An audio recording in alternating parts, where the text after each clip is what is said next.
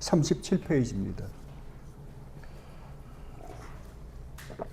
37페이지 제86문.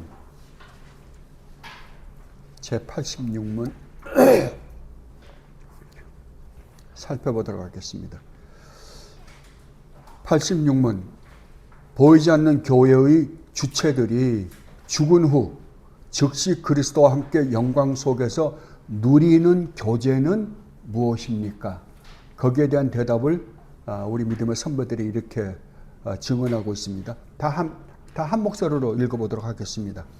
보이지 않는 교회의 지체들이 죽은 후 즉시 그리스도와 함께 영광 속에서 누리는 교제는 그들의 영혼이 완전히 거룩하게 되어 가장 높은 하늘이 하늘 받아들이는 것입니다. 거기서 빛과 영광 가운데서 하나님의 얼굴을 뵈면서 그들의 몸이 온전히 구속되기를 기다립니다.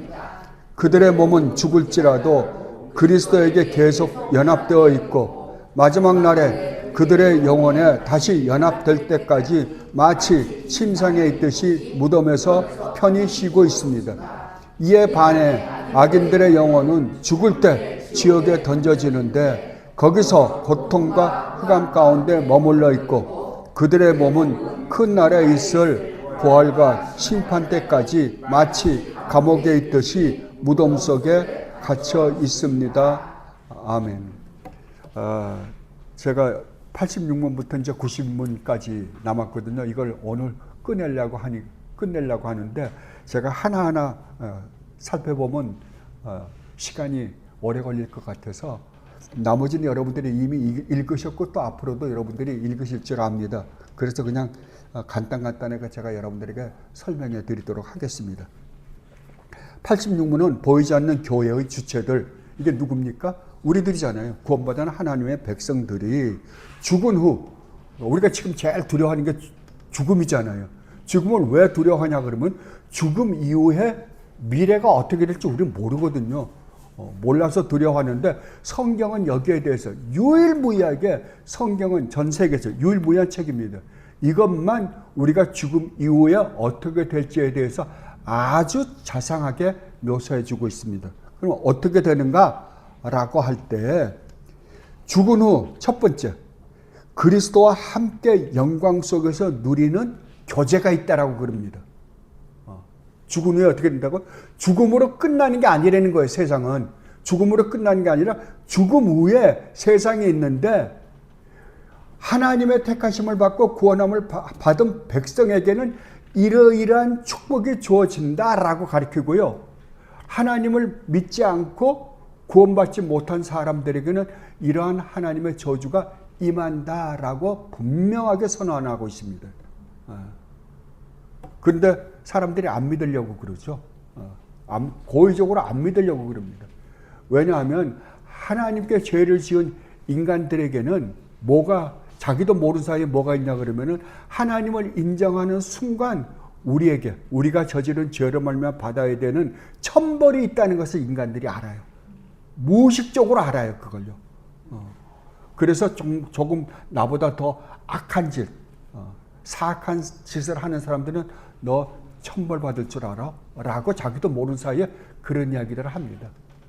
그게 자기가 뭘 알아서가 아니라 하나님의 형상대로 창조된 우리가 피조물이기 때문에 하나님에 대한 믿지는 않지만 신의 존재를 믿지 않는다라고 하는 사람들 속에서도 하나님에 대한 흐릿한 기억은 남아있어요. 모든 인간에게 다 남아있습니다. 그래서 이 세상에 어떤 인간이든지 간에 어떤 조그마한 인디안들이 사는 조그마한 부족이라 하더라도 신을 믿는, 신을 두려워하는 개념들은 다 살아있습니다. 어디든지. 그래서 신을 만들고 우상을 만들어내는 거예요. 그런데 성경은 거기에 대해서 아주 분명하게 우리에게 자세하게 가르쳐주고 있는 모습을 봅니다. 자, 보이지 않는 교회 지체들이 죽은 다음에 즉시 그리스도와 함께 영광 속에서 누리는 교제가 무엇인가? 첫 번째, 그들의 영혼이 완전히 거룩하게 되어. 저는 이게 가장 좋은 것 같아요. 여러분이 신앙생활하면서 가장 힘든 게 뭐예요? 여러분이 가장 힘든 거.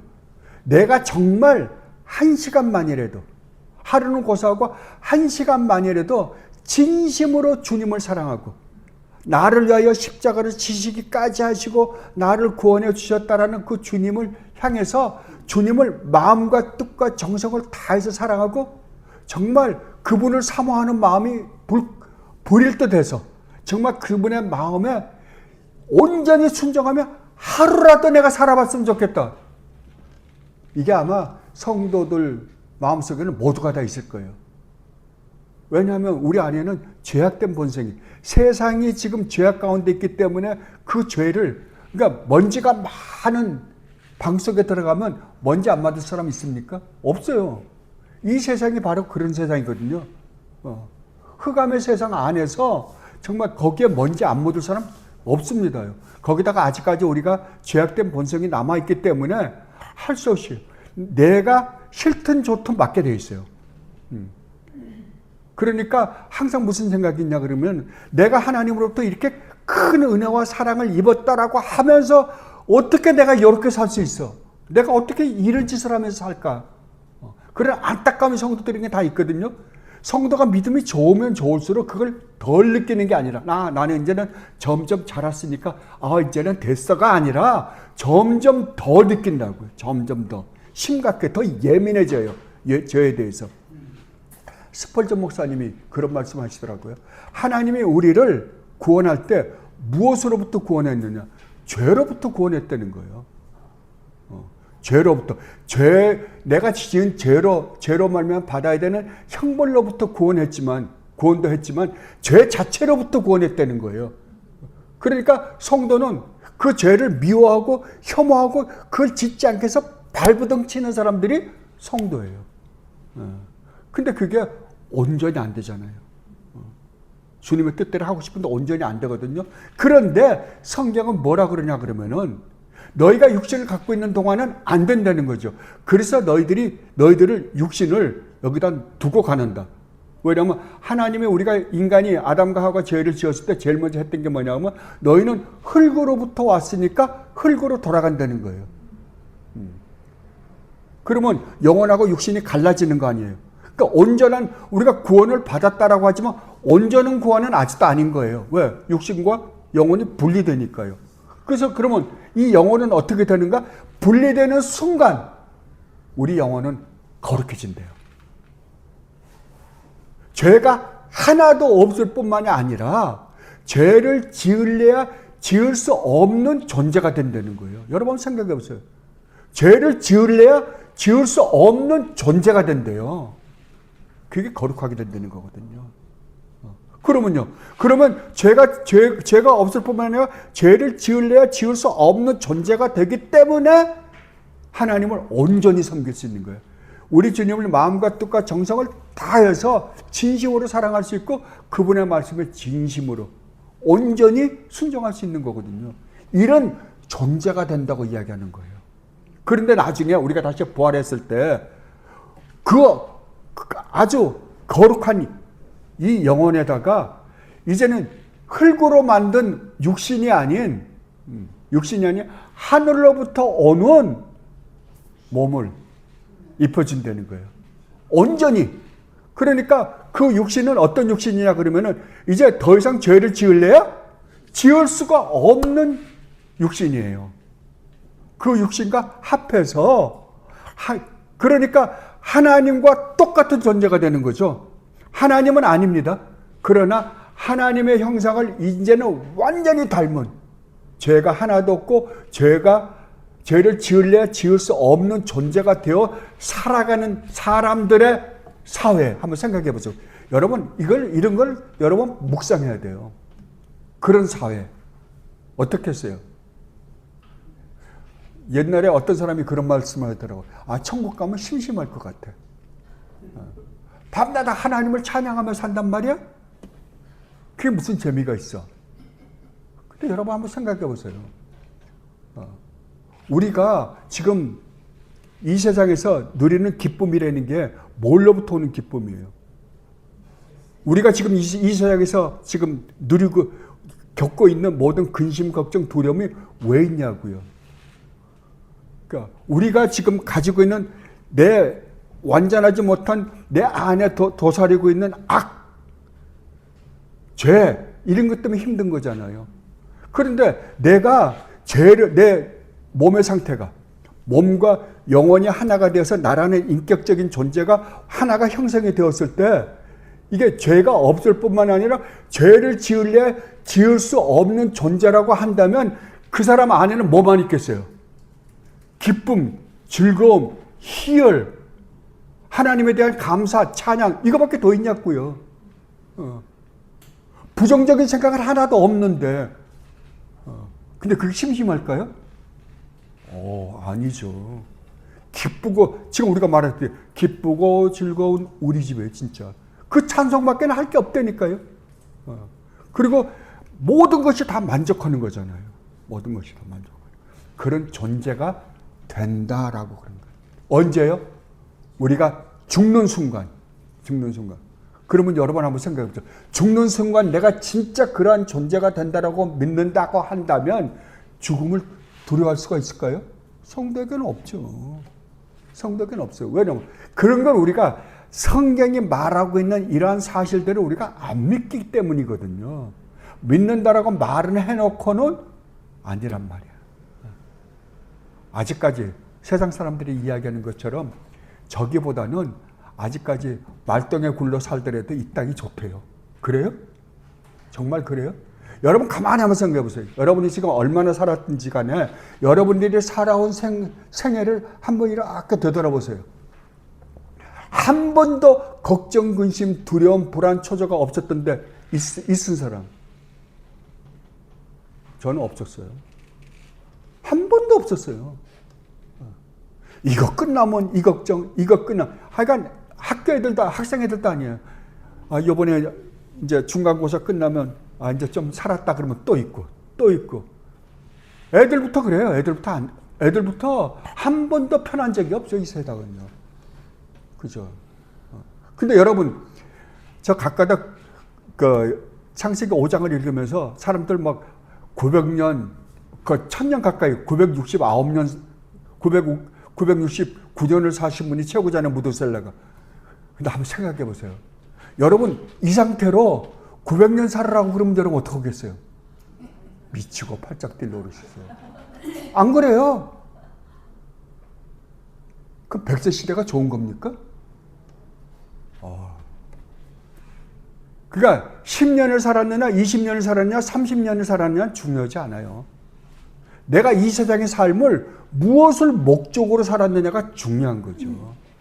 내가 무엇을 준비하며 살았느냐. 정말 성경이 말하고 있는 이러한 축복을 우리가 믿는다고 한다면 가장 큰 축복, 가장 복된 삶은 뭐예요? 하나님 앞에 가서 내가 어떤 이야기를 들을까가 가장 중요한 거겠죠. 착하고 충성된 내 새끼들아.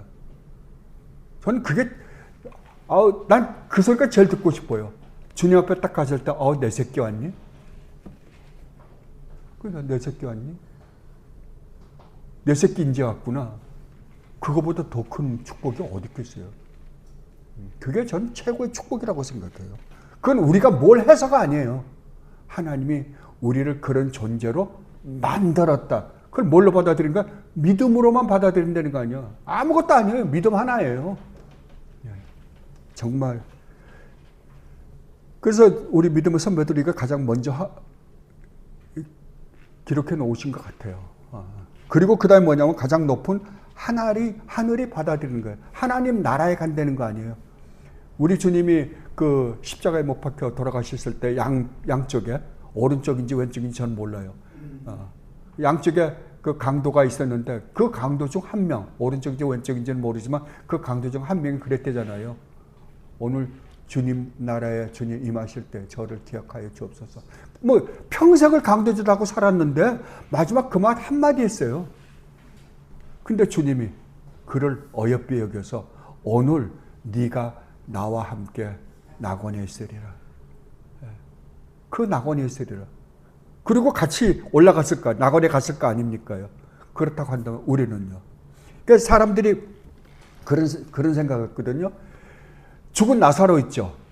야이로의 딸 같은 거 있죠. 그건 성경이 무엇인가 우리에게 알려주기 위해서 그렇거든요. 근데 실제로 가만히 한번 생각해 보세요. 자, 나사로가요 죽었어요. 근데 진짜로 거룩하게 되어서 하나님 나라 갔다고 생각해 보세요. 근데 야 나사로야, 너 예수님이 지금 할 수 없이 너 무슨 목적 때문에 살려야 되는데 너 다시 내려갈래 그러면 여러분 한번 생각해 보세요. 진짜로 우리 가 있다고 생각하면 내가 왜 가요? 거기 또 그럴 거 아니에요. 그런데 성경이 그러한 걸 기록했다고 한다면 우리는 생각을 다르게 해야 돼요. 왜 그 일을 하게 하셨는가? 그 일을 통해서 우리에게 가르쳐 주고자 하는 의도가 무엇인가? 오늘 목사님은 계속 그 이야기 하시잖아요. 왜 이 이야기를 했는가? 어린아이가 보리떡 5개와 물고기 2마리를 바쳤더니 주님이 뻥튀기해서 모든 사람을 먹여 살렸으니까 주님께 조그만 거라도 이렇게 우리가 바치면 주님은 그걸 들어서 뻥튀기해서 부자가 되게 한다? 이런 몰상식한데 어디 있어요, 세상에요. 주님은 산수도 몰라요. 11조를 내면 주님이 60배, 100배 부자가 되게 해줄 것이다. 아니, 1원 냈는데 100원을 주면 주님은 적자가 얼마예요? 99원이잖아요. 그런 말도 안 되는 산수를 가지고 사기를 치는 거 보면 정말 아닙니다. 기독교는 그런 종교가 아니에요. 자, 반드시 여러분이 어디로 간다고요? 죽은 후에는 반드시 하나님이 계시는 하나님 나라에 간다고 이야기하는 거예요. 믿습니까?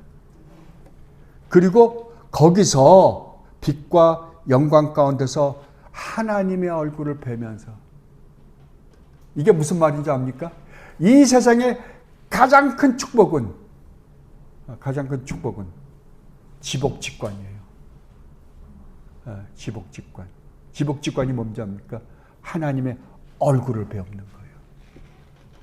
여러분 기도를 할 때 그런 기도 해보신 적이 있을지도 압니다. 주님의 얼굴을 배우기를 원합니다. 주님 내게서 얼굴을 돌리지 마옵소서. 시편에서 계속 하는 이야기가 그거잖아요.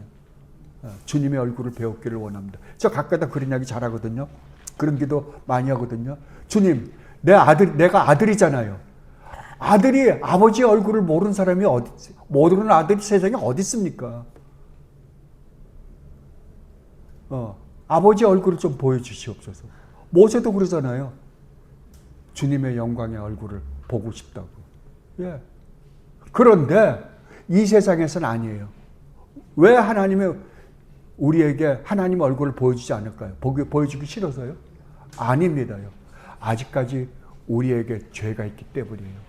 우리에게 죄악된 본성이 있기 때문에 하나님의 거룩하신 얼굴을 배우면 어떻게 될까요? 큰일 나죠. 여러분 사도들입니다. 사도들은 특별하게 우리 주님을 봤어요. 하나님이신 주님의 얼굴을 직접 배웠다니까요. 그런데 나중에 반모섬에 있는 사도 요한을 주님이 만나시잖아요. 그러면 사도 요한이 주님을 만났을 때 얼마나 기쁘겠어요. 얼마 전까지만 같이 있다가 주님은 하늘로 승천하신 것까지 사도 요한이 다 봤잖아요. 그리고 그 고생하고 복음을 전한다고 해서 사도들 다 돌아가시고 사도 요한 하나 남았어요. 그때 사도 요한이 모르겠어요. 연세가 어떻게 됐는지는. 최소한 80살 이상은 됐을 거예요. 그때가 AD 96년, 97년이나 뭐 그렇다니까. 그러나 예수님보다도 나이가 어리다고 하면 아마 80살, 85살 모르겠어요. 이건. AD 96년, 90년. 주님이 AD 30년 정도에 돌아가셨거든요. 30년 정도 돌아가셨으니까 아마 80살, 85살, 뭐 90살 뭐 그쪽 되겠죠. 그런데 주님이 얼마나 보고 싶었겠어요, 사도 요한은. 그런데 환상 가운데서 반모섬에 있는 사도 요한에게 하나님이, 우리 주님이 나타나셔서 보여주셨잖아요. 사도 요한이 어떻게 됐을까요? 주님, 그리고 껴안았을까요? 아닙니다요.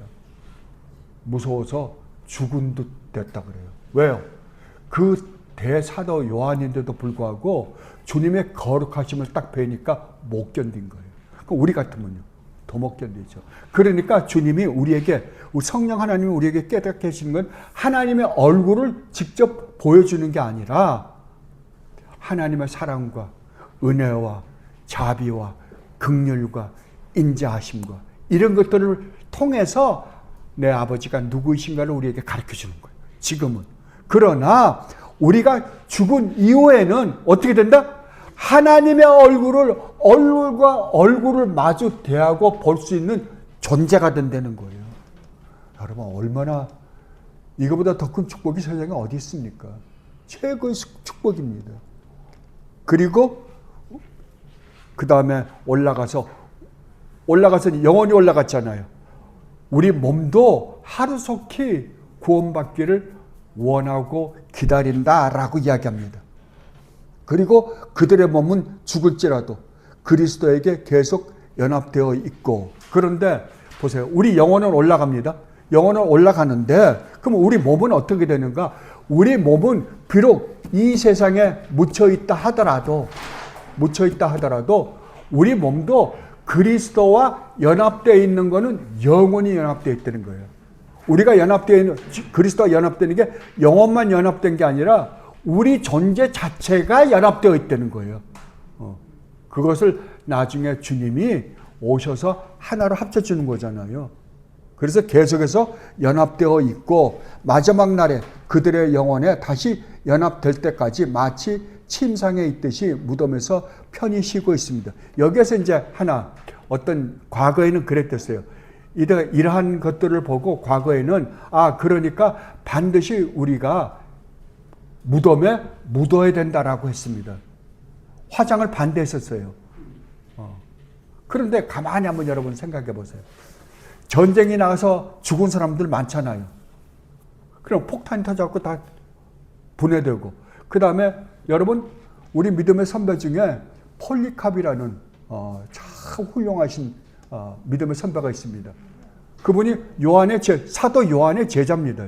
근데 그분이 화형을 당해서 죽었잖아요. 그럼 화형이 당해서 죽은 사람이 한두 사람이 아니잖아요. 순교당하시는 분이.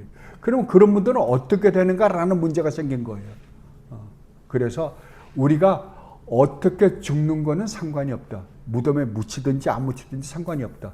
나중에 주님이 오셨을 때 이 세상에서 우리가 가졌던 이 몸과 전혀 상관이 없는 몸은 아닌데 어디로부터 오는 몸이라고요? 하늘로부터 오는 그 영광의 몸을 우리가 덧입고 영원히 주님과 함께 살게 될 것이다 라고 성경은 이야기하고 있습니다. 그러니까 이 몸은 여기다 두고 간다는 거예요. 그러나 이 몸과 똑같은 몸은 아니에요. 왜냐하면 그건 뭘 보면 아냐 그러면 주님이 부활하셨잖아요. 엊그저께까지 3일이 됐습니다. 이제 3일 전까지 주님의 얼굴을 배웠는데 3일 후에 주님의 얼굴을 배웠고 어떻게 됐어요? 못 알아봤어요. 왜요? 하늘로부터 오는 이제 진짜 영광의 몸을 입고 계셨기 때문에 그 몸과 같은 몸을 똑같이 입는다라고 이야기합니다. 그런데 이에 반해서 악인들의 영혼은 죽을 때 지옥에 던져지는데 거기서 고통과 흑암 가운데 머물러 있고 그들의 몸은 큰 날에 있을 부활과 심판 때까지 마치 감옥에 있듯이 무덤 속에 갇혀 있습니다. 자, 하나님을 알지 못하고 구원받지 못한 백성들도 영원히 가는데 영원히 어디로 가냐 그러면 우리는 하나님 앞으로 가지만 낙원이라고 하는 천국으로 가지만 이들은 지옥과 방불한 곳에 간다라고 이야기를 합니다. 방불한 곳에. 그러니까 영원히 느끼는 고통은 지옥처럼 똑같이 느끼는 거예요. 그러나 몸은 여기다 두고 가는데 영혼은 지옥과 같은 곳에 간다는 거예요. 그때 이미 하나님의 심판을 받고 그리로 가는 거예요. 마지막 심판은 남아있죠. 이제. 몸과 영혼이 하나가 되어서 부활한 다음에 하나가 되어서 남아있는 심판은 있지만 죽은 이후에 바로 심판을 받는 거예요. 구원을 받은 하나님의 백성들은 하나님의 심판으로 무죄 선고를 받고 하나님이 계시는 그곳에 가지만은 하나님을 믿지 않는 사람들은 지옥과 방불한 곳으로 간다라고 이야기하는 것입니다. 그리고 87문 보십시다요. 87문은 이렇습니다. 우리는 부활에 대하여 무엇을 믿어야 합니까? 우리는 한 목소리로 읽어보십시다. 우리는 마지막 날에 의인이든 악인이든 죽은 자들은 모두 전면적인 부활이 있음을 믿어야 합니다. 그때 살아있는 자들은 순식간에 변화되고 무덤 속에 놓여있는 죽은 자들은 자신과 똑같은 몸이 자신의 영과 다시 영원히 결합되어 그리스도의 능력에 의해 살아납니다. 의인의 몸은 그리스도의 영에 의해 그리고 그들의 머리가 되시는 그분의 부활의 공로에 의해 능력 가운데 신령하고 썩지 아니하고 살아날 것이고 그분의 영광스러운 몸과 같이 될 것인 반면에 악인의 몸은 진노하시는 심판자이신 그분에 의해 지옥 가운데 살아날 것입니다. 아멘. 그러니까 우리는 부활에 대해서 무엇을 믿어야 됩니까? 라고 할 때 이 세상에 존재하다가 죽은 모든 영혼들, 그러니까 주님이 다시 오실 때 살아있는 사람들도 새로운 몸으로 모두가 다 부활한다는 거예요. 이 세상에 부활하지 않는 사람은 하나도 없습니다. 그러니까 영생이라 그럴 때 영원히 산다가 영생이 아닙니다요. 지옥에서도 영원히 삽니다. 그러니까 부활은 다 하는 거예요. 근데 부활이 다른 것 중에 하나가 뭐냐 그러면 구원받은 하나님의 백성의 부활과 하나님을 믿지 않고 저주받을 악인들의 부활은 모양이 다르다는 거죠. 그러니까 영광이 다른 거예요. 어떤 영광이 다르냐 그러면은 구원받은 하나님의 자녀들의 영광은 하늘로부터 오는 우리 주님 예수 그리스도가 부활했을 때 입었던 그 영광의 몸과 같은 몸을 입지만 이 사람들도 자기네가 과거에 가지고 있던 몸과 같은 몸을 똑같이는 입어요. 그러나 우리는 영광의 몸을 입지만 이 사람들은요, 영원히 저주받을 몸을 입는 거예요. 그 대신 썩지 않고 쇠하지 않는 것은 똑같은 거예요. 그렇지만 영원히 부활해서 우리는 하나님의 영광 가운데서 영원히 함께 살게 되고 이들은 부활해서 어디서 사는 거예요? 지옥에서 영원히 살게 된다라고 이야기합니다. 이것에 대해서 고린도전서 15장 51절로 53절에 보면 이렇게 기록되어 있습니다. 그 아래 두 번째 저게 있죠. 성경 구절 있죠. 15장 51절로 53절이요. 보라, 내가 너희에게 비밀을 말하노니 우리가 다 잠잘 것이 아니요 마지막 나팔에 순식간에 호련히 다 변화되리니 나팔 소리가 나매 죽은 자들이 썩지 아니할 것으로 다시 살아나고 우리도 변화하리라.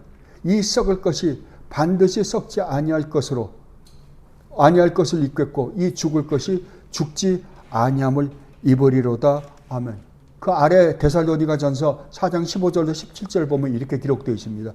우리가 주의 말씀으로 너희에게 이것을 말하노니 주께서 강림하실 때까지 우리 살아남아 있는 자도 자는 자보다 결코 앞서지 못하리라. 주께서 호령과 천사장의 소리와 하나님의 나팔 소리로 친히 하늘로부터 강림하시리니 그리스도 안에서 죽은 자들이 먼저 일어나고 그 후에 우리 살아남은 자들도 그들과 함께 구름 속으로 끌어올려 공중에서 주를 영접하게 하시리니 그리하여 우리가 항상 주와 함께 있으리라. 아멘. 자, 우리가 지금 죽으면, 우린 지금 주님이 오신 다음에 죽으면 괜찮은데, 주님이 오시기 전에 제가 오늘 죽었다고 치자고요. 그럼 저는 어디 간다고요? 예, 주님이 계신 하늘나라로 내 영혼이 갈 거예요. 그럼 내가 주님과 같이 있을 거 아니에요. 그럼 주님이 다시 오실 때 주님과 같이 내려온다는 거예요, 하늘. 그러면 주님이 오실 때 이 세상에서 주님을 믿는 사람들도 있을 거고 주님을 믿지 않는 사람, 다른 말로 하면 구원받은 하나님 백성도 있을 거고 구원받지 못한 백성들도 있을 거 아니에요. 그러니까 구원받은 하나님 백성들은 어떡하냐? 제가 주님과 함께 이 세상에 내려올 때 여기에 지금 살아있는 사람도 몸이 순간적으로 변해서 하늘로 들려 올라간다는 거죠. 그러니까 하늘에서 영원히 주님과 함께 있다가 내려오면서 호련히 변할 거예요. 공중에서요. 몸이. 그러나 아래에서 살고 있는 사람들은 지금 이런 제가 가지고 있는 육신과 똑같은 육신을 입고 있을 거 아니에요. 그러나 이들이 주님께 올려올 때는 순간 이걸 휴거라 그래요. 이거 올라올 때는 호련히 변화되어서 여기서 만나는 거예요. 그래서 영광스러운 몸으로 변화돼서 그리고 주님과 함께 내려와서 이제 심판을 하는 거예요. 이 세상을 다 심판한다는 거예요. 제일 먼저 어디서부터 심판한다? 교회에서부터 한다고요. 그 다음에 세상을 심판한다라고 이야기하는 거예요. 그러니까 우리는 심판을 받을 필요가 없겠죠. 왜냐면 주님과 같이 있다 내려오니까요. 그죠? 그러나 그 사람들이 보는 앞에서 하나님이 우리를 무죄 선고를 해 주실 것입니다. 그때는. 마지막 심판 때니까요. 그리고 88문입니다. 이게 다 그런 이야기들이에요. 부활 직후에는 어떤 일들이 일어납니까? 자, 답이 이렇습니다. 한 목소리로 읽어보십시다. 부활 직후에는 천사들과 사람들에 대한 전면적이며 마지막인 심판이 있습니다. 그날과 그때는 아무도 모르니 이는 모두 깨어 기도하면서 주님의 일하심을 항상 준비하게 하려 함입니다. 자, 부활 직후에 부활이 딱 일어나고 난 다음에 뭐가 있다고요? 심판이 있다고요. 근데 심판이 있는데 여기서 재밌는 게 뭐냐면 천사들도 심판을 한답니다. 왜 그럴까요? 천사들 중에 타락한 천사가 있고 타락하지 않은 천사가 있잖아요. 그러니까 그들도 심판한다는 거예요. 그래서 여러분들이 고린도전서에 보면 사도 바울이 그러지. 너희가 천사를 심판할 자인 줄 알지 못하느냐? 그런 말 보면 나중에 주님이 이들을 심판할 때 누구와 같이 하겠다 그러나 그러면 우리와 같이 심판하시겠다 그러는 거예요. 우리는 심판을 받아야 되는 사람인데 구원받은 하나님의 백성들은 주님과 함께 우리가 심판을 한대요. 그거 얼마나 놀라운 축복입니까요? 그런데 그날과 그때는 아는 사람이 있다 없다? 아무도 없다고요. 주님이 분명히 말씀하시잖아요.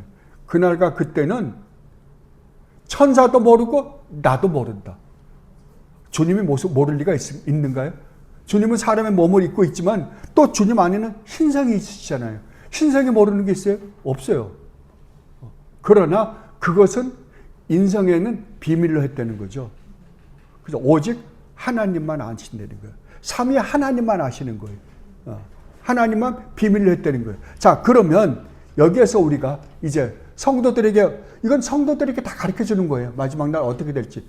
너희가 어떻게 해서 구원받았으며 너희를 구원하신 목적이 무엇이며 내가 너희를 구원해서 마지막 날에 너희들에게 축복해 줄 것이 무엇인지에 대해서 자세하게 설명해 주는 거잖아요. 자, 우리는 이걸 알았어요. 그렇다고 한다면, 자, 우리는 주님이 오신다는 거 확실히 알아요. 근데 언제 올 줄은 몰라요. 그럼 우리는 어떤 마음으로 살아야 될까요? 왜? 주님이 오늘 오실지도 모른다는 마음으로 살아가는 자들이 성도인 거예요. 이게 성도예요. 그래서 주님이 뭐라 그러냐면 깨어있으라 그러는 거예요. 그래서 열처녀 비유도 그렇고 모든 게 다 주님이 이에 대한 이야기들이에요. 열처녀 비유에 그때 그들이 준비했던 기름은 뭔가, 기름이 성령인가 뭔가 이런 걸 이야기하려고 그러는 게 아니고요. 거기에서 이야기하는 거는 너희의 삶이 어떠한 삶이어야 되는 줄 아느냐? 너희는 내가 언제 다시 올지 모르기 때문에 그날 오늘 하루하루를 너희가 혹시 오늘 우리 주님이 오실지도 몰라라는 마음으로 깨어있어라라는 의미로 비유를 설명하신 거예요. 그런데 이걸 갖다가 무슨 마법을 풀듯이 풀려고 하니까 성경 말씀이 자꾸만 왜곡되는 거거든요. 그러니까 성도의 삶은 어떤 삶이어야 된다고? 오늘 우리 주님이 오실지도 모른다는 마음으로 살아야 돼요. 여러분, 주님이 오늘 우리에게 오시지 않는다고 하더라도 우리는 죽습니다. 그죠? 여러분에게 내일이 있을 것이라고 100% 장담하시는 분? 없습니다. 없어요. 우리 눈앞에 수없이 많이 보여주셨어요. 어저께 나랑 같이 있었는데? 아니, 어제 나랑 저녁 먹고 헤어졌는데 가다가 죽었단 말이야? 이런 일 수없이 많습니다. 왜 이런 일들을 보여줄까요? 너희에겐 내일이 있다 없다? 없다고요. 없다고. 근데 우리는 마치 어떻게 살아요? 앞으로 10년이나 20년도 더 있을 거라고 자기가 장담하는 거예요. 그 장담할 사람이 세상에 어디 있어요? 성경이 그걸 말하는 거거든요.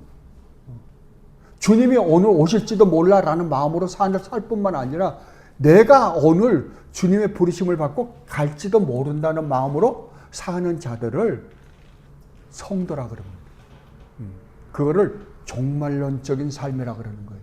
종말론적인 삶이라는 것은 오늘 주님이 오실지도 모른다. 오늘이 내가 이 세상 사는 마지막 날이다 라는 의미로 사는 것도 종말론적인 삶이고요. 종말에 누리게 될 축복을 지금 오늘 현실로 끌고 와서 그걸 누리는 삶은 또 종말론적인 삶이라 그런 거예요. 두 가지 의미가 동시에 같이 있어요. 그러니까 항상 주님이 오늘 오실지도 모른다는 마음으로 살아가는 자들을 성도라고 한다라고 이야기를 합니다. 자, 89문으로 한번 가보십시다. 89문이요.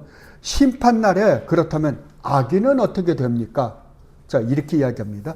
다 함께 같이 읽어보십시다. 심판날에 악인은 그리스도의 왼편에 놓일 것이고 명백한 증거와 그 자신의 양심이 완전히 자각하는 것에 근거하여 자신에게 선포되는 두렵지만 공정한 정죄와 선고를 받을 것입니다.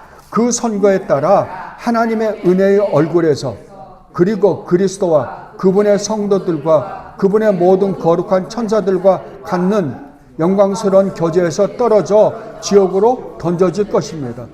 그곳에서 영육 모두에 걸쳐 말할 수 없는 고통으로 마귀의 사자들과 함께 영원히 벌을 받을 것입니다. 아멘. 여기에 대해서 여러분 한번 계시록을 한번 찾아보십시다. 계시록 20장으로 한번 가보십시오.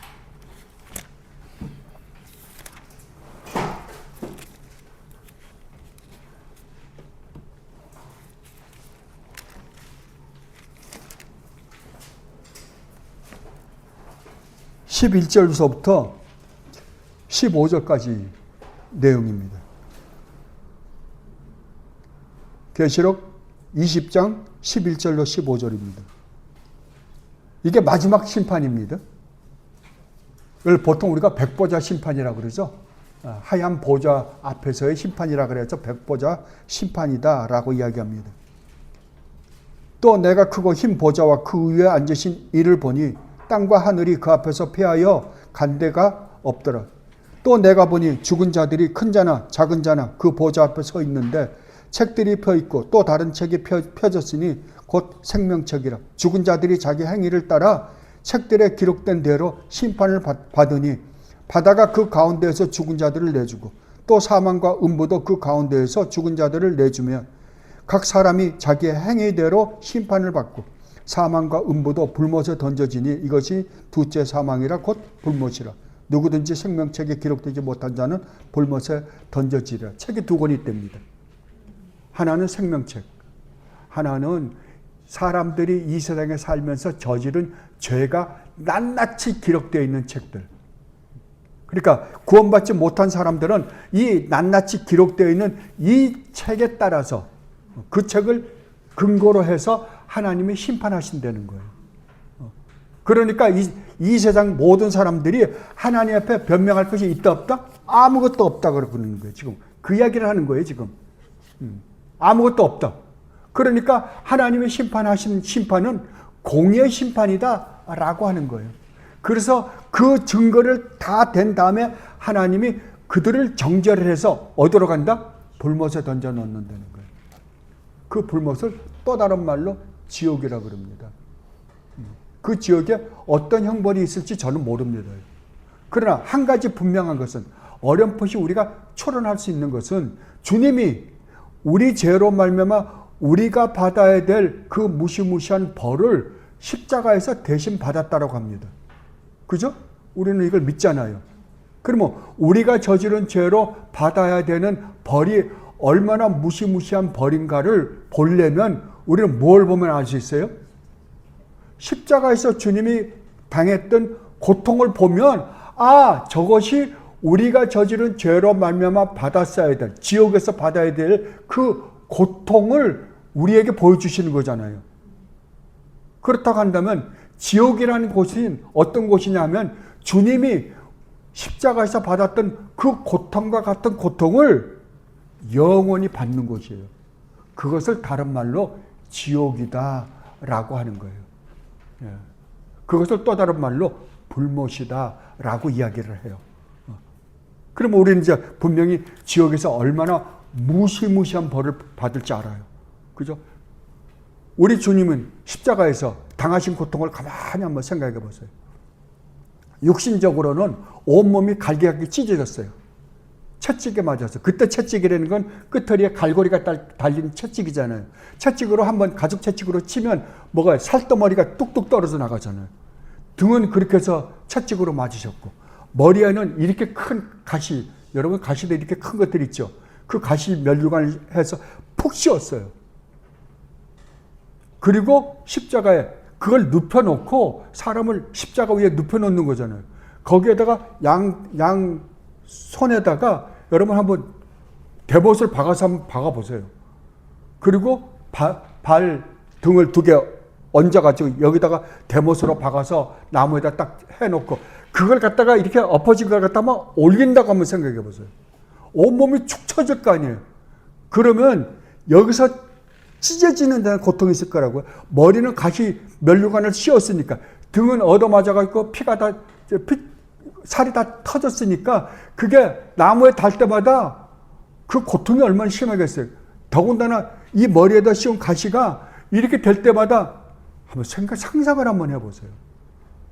그리고 여기서 매달아 놨으니 한번 아마 온몸이요 갈기갈기 찢기는 데는 고통일 거예요. 그냥. 그죠? 거기다가 그것만 있습니까? 하나님으로부터 영원히 버림받는 그 영적인 고통은 또 얼마나 심하겠어요. 아버지, 영원 전부터 영원히 그렇도록 사랑하신 아버지로부터 영원히 버림받는 거잖아요. 한번 상상을 해보세요. 근데 이 고통을 누가 받는다고요? 악인들이 받는다고요. 구원받지 못한 백성들이 받는다고요. 그것이 바로 우리가 받아야 될 그 고통을 하나님이 당신의 아들에게 대신 받게 하시고 우리를 구원했다 그러잖아요. 그죠? 이게 얼마나 큰 은혜냐고요. 그런데 이제 그 구원을 받았다는 사람들이 이제 와서 나 장사 잘 되게 해주세요. 좋은 집, 우리 자식 잘 되게 해주세요. 그런단 말이에요. 이건 은혜를 모르는 말입니다. 그건 그러니까 말 자체가 안 되는 거예요. 이 엄청난 복음을 정말 정말 입에 담기도 창피해서 말 못하겠어요. 진짜로. 그것을 반드시 받는다. 누가요? 악인들은. 우리 주님을 거부한 모든, 오늘날 얼마나 많은 사람들이 주님을 거부하고 있습니까? 제일 먼저는 교회가 거부하고 있습니다. 그러니까 주님이 교회에서부터 내가 심판하겠다 그러는 거예요. 왜? 올바른 교회와 올바르지 않는 교회가 있기 때문입니다. 그러니까 90문입니다. 90문은 또 뭐냐? 그렇다면 심판날에 의인은 어떤 축복을 받습니까? 이 질문이에요. 심판날에 의인은 어떻게 됩니까? 자, 답을 한번 함께 읽어보십시다. 심판날에 의인은 구름 속에서 그리스도에게 끌려 올려져 그분의 오른편에 놓이며 거기서 공적으로 인정받으며 무죄가 선고될 것이고, 타락한 천사들과 사람들을 심판하는 일에 그분과 함께 참여할 것이고, 하늘이 그들을 받아들일 것입니다. 거기서 모든 죄와 비참함에서 온전히 영원토록 벗어나고 상상할 수 없는 기쁨으로 가득 차고, 영과 육 모두에 걸쳐 완전하고 거룩하고 행복하게 되며 수많은 성도들과 거룩한 천사들과 어울리게 될 것인데, 특별히 하나님 아버지와 우리 주 예수 그리스도와 성령을 영원히 직접 보며 향유할 것입니다. 바로 이것이 보이지 않는 교회의 지체들이 부활과 심판나라의 영광 속에서 그리스도와 함께 누릴 완전하고 충만한 교제입니다. 아멘. 제가 다시 한번 읽어봐 드릴게요. 심판날에 의인은 구름 속에서 그리스도에게 끌어올려져 그분의 오른편에 놓이며 거기서 공적으로 인정받으며 무죄가 선고될 것이고, 타락한 천사들과 사람들을 심판하는 일에 그분과 함께 참여할 것이고. 그럼 주님이 심판하신데 누구와 같이 한다고요? 우리와 같이 한대요. 우리는 심판을 받아야 될 대상인데 이제 뭐하는 존재가 됐다고요? 주님과 함께 심판하는 대상이 됐다고 이야기합니다. 하늘이 그들을 받아들일 것입니다.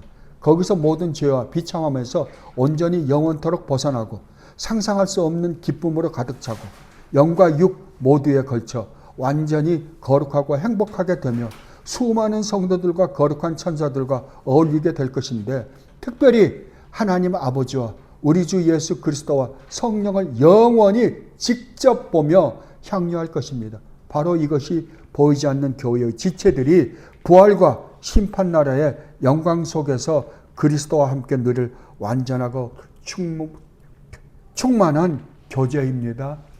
아멘. 이 축복이 누구의 것이라고요? 우리의 것이라고? 우리 주님은 지금 우리에게 말씀해 주고 계시는 거예요. 여러분, 마지막으로 이것을 설명하기 전에, 이것을 설명하는 것보다는 계시록 21장 1절서부터 마지막 절을 읽어보니까 가장 좋을 것 같아요. 자, 여러분 마지막 페이지에 보면 계시록 21장 1절로 22장 5절에 대해서 제가 거기다가 프린트 해놨거든요. 한번 보십시다. 마지막 계시록 21장 1절부터 22장 5절이요. 여기서 여러분들이 가만히 보세요. 이게 우리가 마지막 우리 주님의 재림하시고 난 다음에 우리가 누릴 영원한 축복이라고 성경은 기록하고 있어요. 이게 하나님께서 우주 만물과 우리 인간을 창조한 궁극적인 목적이에요. 한번 읽어볼게요. 길어도. 이걸 읽고 마치도록 하겠습니다. 잘 보십시오. 또 내가 새하늘과 새 땅을 보니, 분명히 새하늘과 새 땅입니다. 그러면 지금 우리가 보고 있는 이 하늘과 이 땅은 뭐예요? 옛날 하늘과 옛 땅이에요. 그러니까 이걸 새롭게 해주겠다는 거죠. 이걸 없애겠다는 게 아니에요. 새롭게 해주겠다니까 이걸 싹 없애고 새로 집을 지은 게 아니라 이것을 완전히 새롭게 해주겠다는 거예요. 그러면 인간이 지은 이 모든 것들은 다 어떻게 되는 거예요? 이게 다 없어질 것들이에요. 인간이 만드는 건 하나도 남지 않을 거예요. 주님이 다 모든 걸 새롭게 만들어 주실 것이라고 이야기를 해요. 자, 내가 새 하늘과 새 땅을 보니 처음 하늘과 처음 땅이 없어졌고 바다도 다시 있지 않더라. 여기서 바다라는 말은 뭐냐 그러면 우리가 말하는 바다가 아니에요.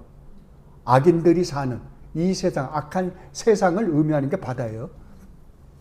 또 내가 보면, 그러니까 더 이상 타락한 세상은 존재하지 않는다는 거죠. 또 내가 보면 거룩한 성 새 예루살렘이 하나님께로부터 하늘에서 내려와요. 뭐가 내려와요? 예루살렘인데 예루살렘이 새 예루살렘이라는 거예요. 새 예루살렘은 구원받은 모든 하나님의 백성들이에요.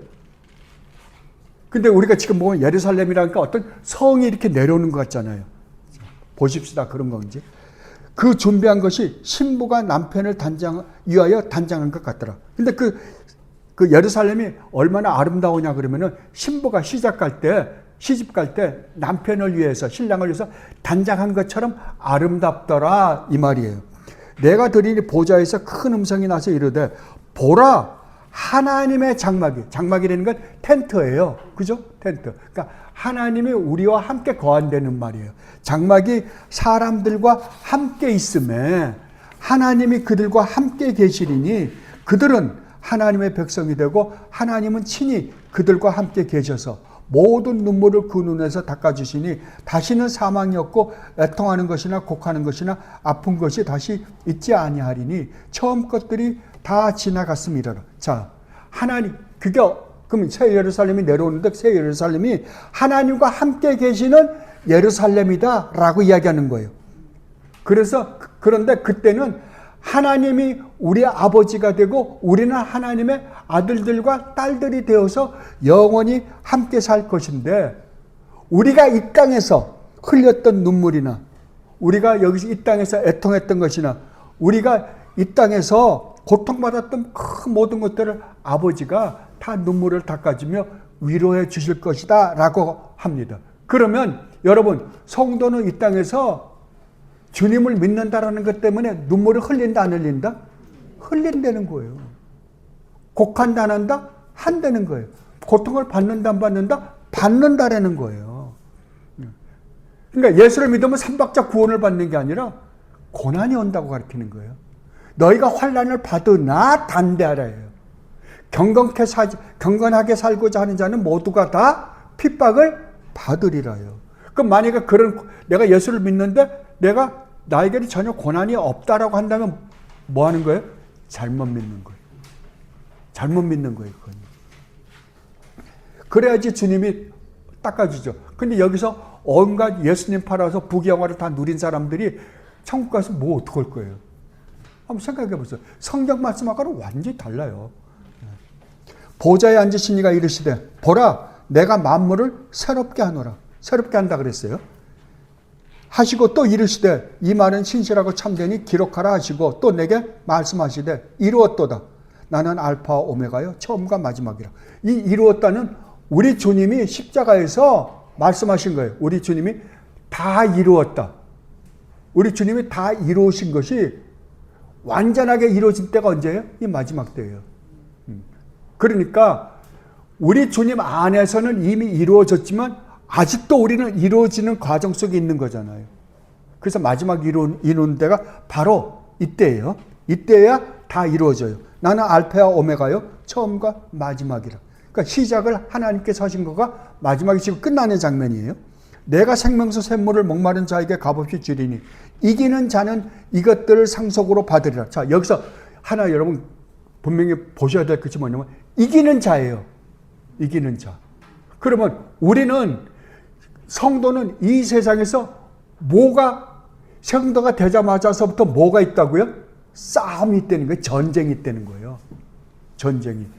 근데 거기에서 이기는 자만 남는다는 거 아니야. 다른 말로 하면 너희가 참 믿음을 가지고 참 구원을 받아 하나님의 백성이라고 한다면 너희는 반드시 그 싸움에서 이길 것이라는 거예요. 왜 이긴다? 우리 주님이 승리하셨기 때문이에요. 나는 그의 하나님이 되고 그들은 내 아들이더라. 이게 궁극적인 목적이에요. 하나님을 아빠, 아버지라고 부를 수 있는 존재가 되는 것. 그러나 두려워하는 자들과 믿지 아니하는 자들과 흉악한 자들과 살인자들과 음행하는 자들과 점술가들과 우상 숭배자들과 거짓말하는 모든 자들은 불과 유황으로 타는 못에 던져지리니 이것이 둘째 사망이라. 그러니까 악인들, 구원받지 못한 하나님의 백성들이 아닌 자들은 모두가 다 자기네들이 저지른 죄로 말미암아 심판을 받아 유황불씨 타는 불에 던져질 것이다. 지옥에 집어넣어질 것이다. 라고 이야기합니다.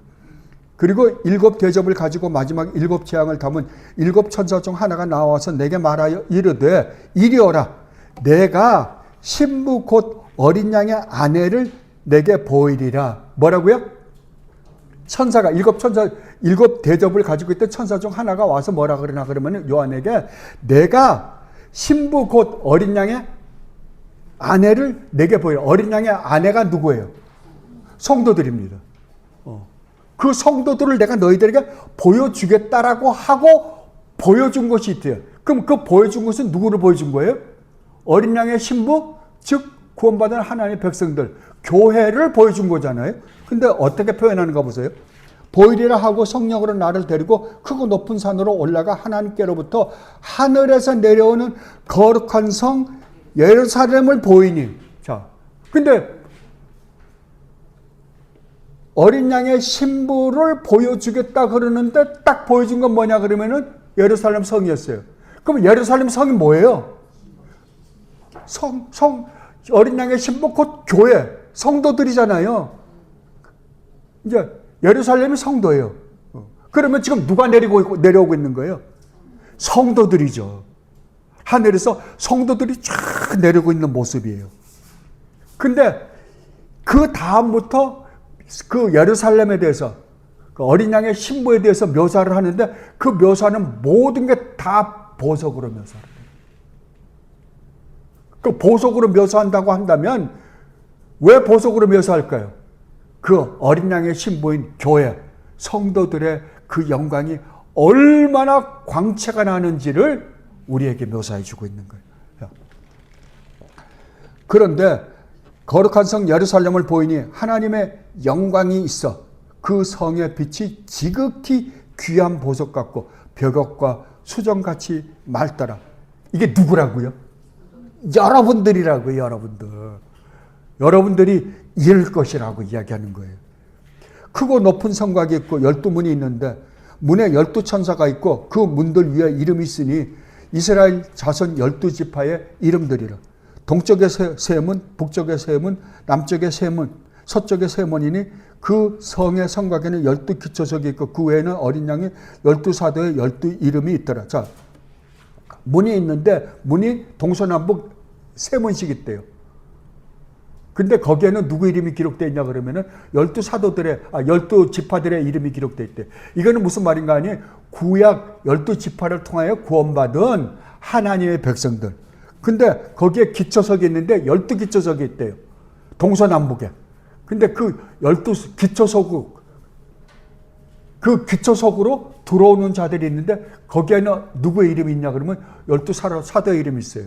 그러면 그 예루살렘 성 안으로 들어오는 모든 자, 예루살렘 성 안에 있는 모든 자들은 누구냐 그러면 구약의 12지파를 통하여 구원받은 하나님의 백성들과 신약의 12사도들이 전한 복음을 통하여 구원받은 하나님의 백성들이 뭐라고요 지금?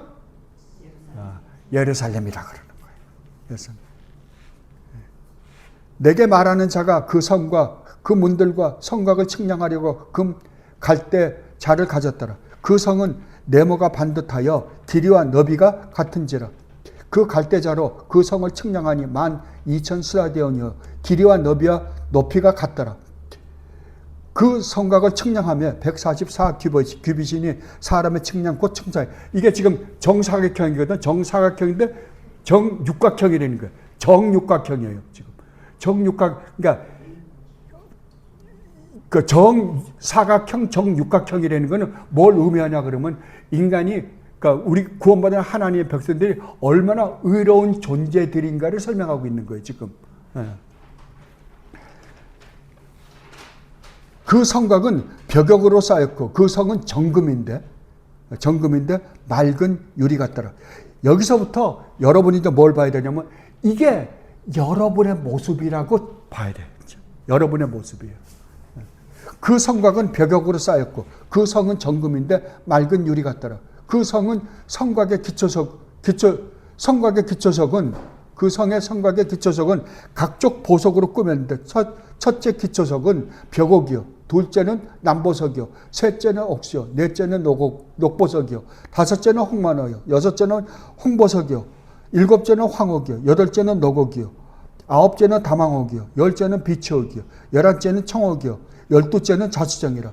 12문은 12진주니 각 문마다 한 개의 진주로 되어 있고 성의 길은 맑은 유리 정금이더라. 자, 이게 전부 뭐예요? 보석이에요. 여러분들 구약에 보면 그 출애굽기 28장에 보면 대제사장 옷을 짓습니다.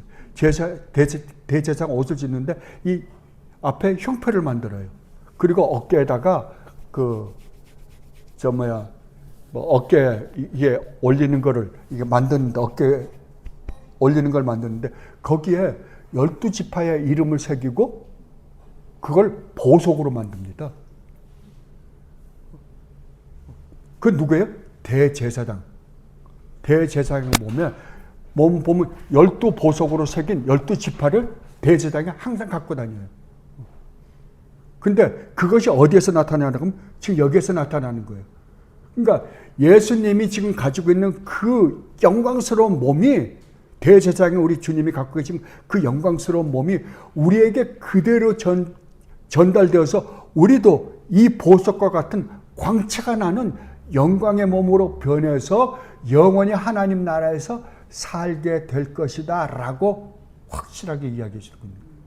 그러니까 성도가 얼마나 아름다운 존재인지, 얼마나 영광 가운데서 살게 될 것인지에 대해서 이야기하는 거예요.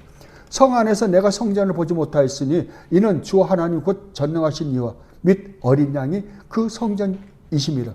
그 성은 해와 달의 비침이 쓸데없으니 이는 하나님의 영광이 비치고 어린 양이 그 등불이 되심이라.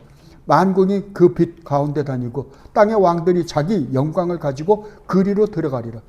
낮에 성문들을 도무지 닫지 아니하리니 거기는 뭐라고요? 밤이 없다고요. 왜 밤이 없어요? 예, 어둠이 전혀 없으니까요. 예. 거기에는 더 이상 악이나 죄가 전혀 없는 세상이다 이 말이에요. 사람들이 만국의 영광과 존귀를 가지고 그리로 들어가겠고 무엇이든지 속된 것이나 가증한 일 또는 거짓말하는 자는 결코 들어가지 못하되 뭐라고요? 그 하나님 나라, 그 영광스러운 하나님 나라에는 무엇이든지 속된 것이나 가증한 일 또는 거짓말하는 자는 결코 그리로 들어가지 못한다. 그러니까 죄인은, 죄를 지은 자는 결단코 그 하나님 나라에 들어갈 수 없다. 그러면 그 다음에 말은 뭐라 해야 돼요? 속된 것이 아닌 것, 가증하지 않은 것, 거짓말하지 않은 사람, 결코 거짓말하지 않은, 죄가 하나도 없는 사람들만 거기로 들어갈 것이다 라고 이야기해야 되잖아요. 그죠? 여기 뭐라 그러냐 그러면 무엇이든지 속된 것이나 가증한 일 또는 거짓말하는 자는 결코 들어가지 못한다 그러면은 어떤 자가 들어가요? 그 반대된 자가 들어가겠죠. 성경 그렇게 표현하지 않아요. 뭐라 그래요? 오직 어린 양의 생명책에 기록된 자들만 들어가리라. 얼마나 놀랍습니까? 우리가 죄가 없지 않아요. 우린 죄가 있어요. 근데 우리가 어떻게 들어갔다고요? 예, 우리 주님 예수 그리스도 때문에요. 주님을 믿는 믿음 때문에요. 하나님의 창세전에 우리 이름을 생명책에 기록해 놓았기 때문에 우리가 들어가는 거지. 우리도 똑같이 이 사람들과 똑같은 악인이었어요. 그럼에도 불구하고 우리 주님 예수 그리스도로 말미암아 우리는 거기에 들어갈 수 있는 존재가 되었다라고 그러는 거예요. 그러니까 성경은 참 얼마나 기가 막히게 묘사하고 있는지 모릅니다. 또 그가 수정같이 맑은 생명수의 강을 내게 보이니 하나님과 및 어린 양의 보좌로부터 나와서 길 가운데로 흐르더라. 강 좌우에 생명나무가 있어 12가지 열매를 맺되 날마다 그 열매를 맺고 그 나무 잎사귀들은 만국을 치료하기 위하여 있더라. 자, 생명나무가 어디에 나타나요? 여기에 나타납니다. 에덴 동산에 있던 생명나무를 우리가 먹을까 봐 닫아버렸잖아요. 그리고 쫓아냈잖아요. 그런데 이제는 어떻게 해요? 하나님 나라에서 우리가 영원히 생명나무를 먹고 영원히 살 수 있는 존재들이 되었다는 거예요.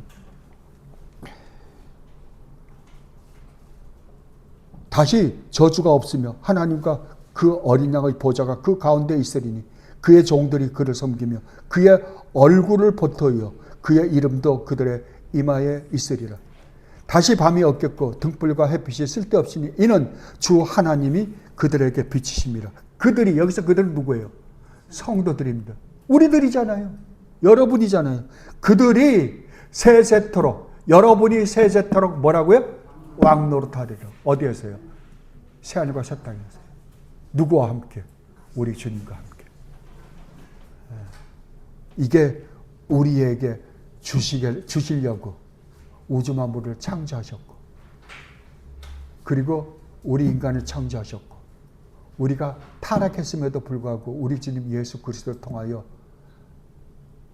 우리를 구원하신 하나님의 궁극적인 목적이다라고 이야기를 하십니다.